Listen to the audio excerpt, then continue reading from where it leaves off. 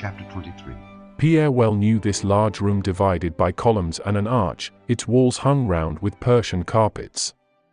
The part of the room behind the columns, with a high silk curtained mahogany bedstead on one side and on the other an immense case containing icons, was brightly illuminated with red light like a Russian church during evening service.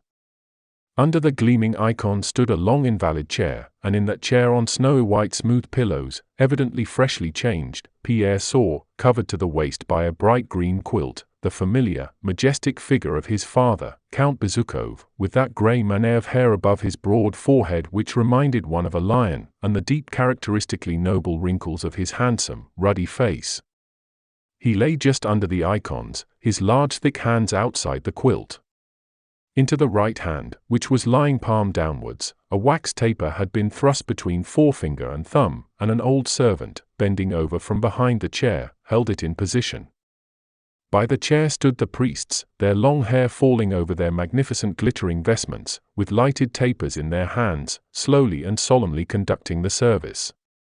A little behind them stood the two younger princesses holding handkerchiefs to their eyes, and just in front of them their eldest sister, Katish, with a vicious and determined look steadily fixed on the icons, as though declaring to all that she could not answer for herself should she glance round.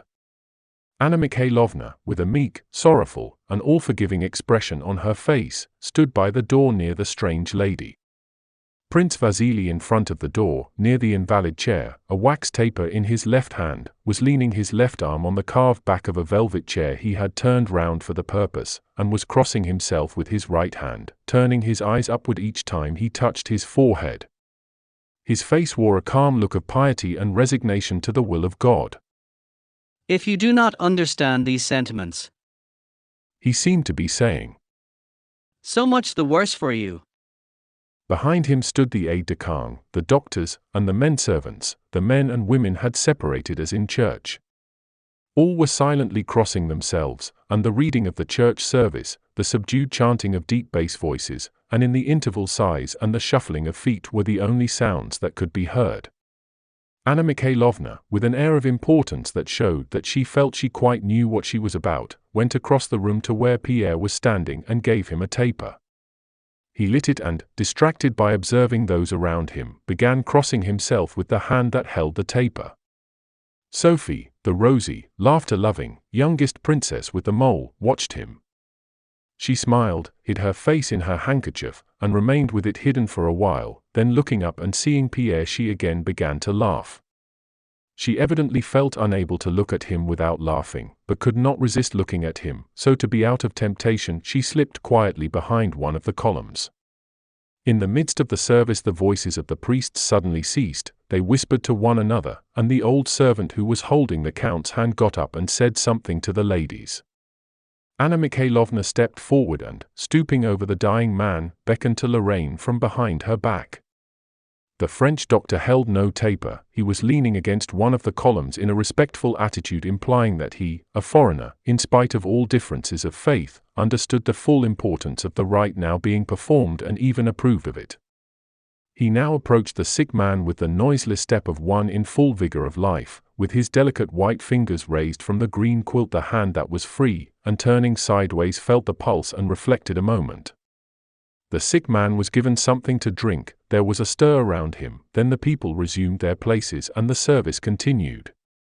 During this interval Pierre noticed that Prince Vasily left the chair on which he had been leaning, and, with an air which intimated that he knew what he was about and if others did not understand him it was so much the worse for them, did not go up to the dying man, but passed by him, joined the eldest princess, and moved with her to the side of the room where stood the high bedstead with its silken hangings.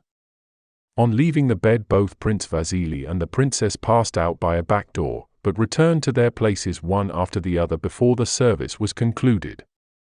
Pierre paid no more attention to this occurrence than to the rest of what went on, having made up his mind once for all that what he saw happening around him that evening was in some way essential. The chanting of the service ceased, and the voice of the priest was heard respectfully congratulating the dying man on having received the sacrament. The dying man lay as lifeless and immovable as before. Around him everyone began to stir, steps were audible and whispers, among which Anna Mikhailovna's was the most distinct.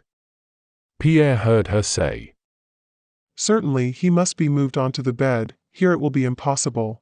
The sick man was so surrounded by doctors, princesses, and servants that Pierre could no longer see the reddish-yellow face with its grey mane, which, though he saw other faces as well, he had not lost sight of for a single moment during the whole service.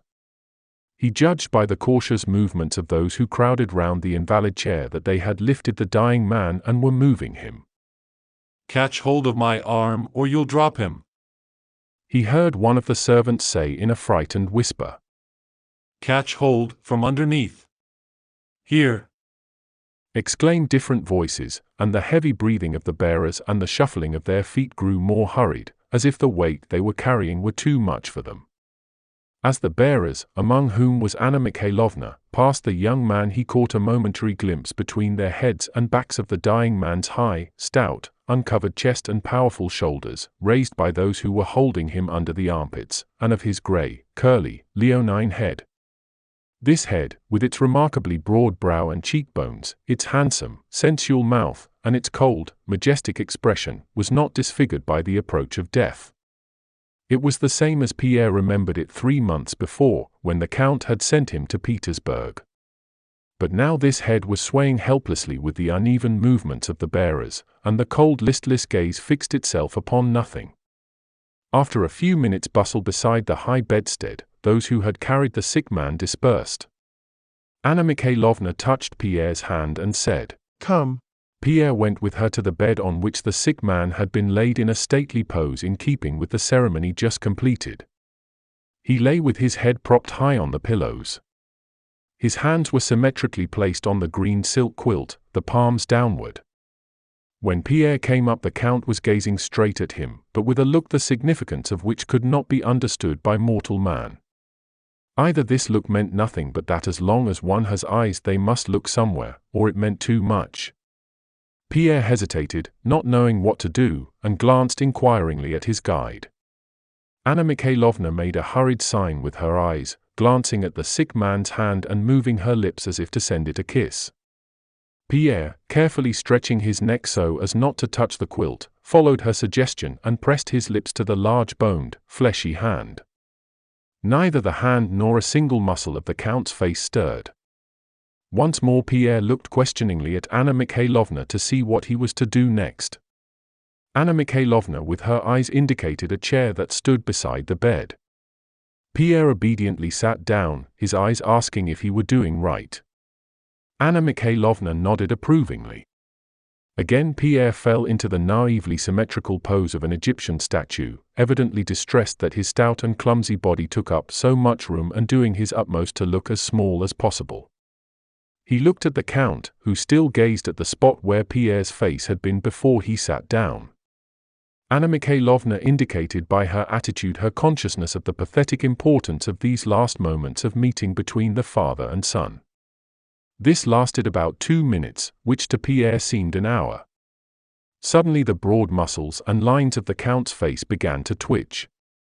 The twitching increased, the handsome mouth was drawn to one side. Only now did Pierre realize how near death his father was, and from that distorted mouth issued an indistinct, hoarse sound.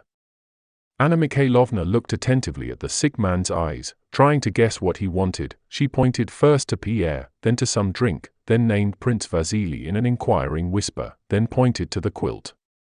The eyes and face of the sick man showed impatience. He made an effort to look at the servant who stood constantly at the head of the bed. "Wants to turn on the other side," whispered the servant, and got up to turn the Count's heavy body toward the wall. Pierre rose to help him. While the Count was being turned over, one of his arms fell back helplessly and he made a fruitless effort to pull it forward. Whether he noticed the look of terror with which Pierre regarded that lifeless arm, or whether some other thought flitted across his dying brain, at any rate he glanced at the refractory arm, at Pierre's terror-stricken face, and again at the arm, and on his face a feeble, piteous smile appeared, quite out of keeping with his features, that seemed to deride his own helplessness. At sight of this smile Pierre felt an unexpected quivering in his breast and a tickling in his nose, and tears dimmed his eyes. The sick man was turned onto his side with his face to the wall. He sighed. "He is dozing." said Anna Mikhailovna, observing that one of the princesses was coming to take her turn at watching. Let us go. Pierre went out.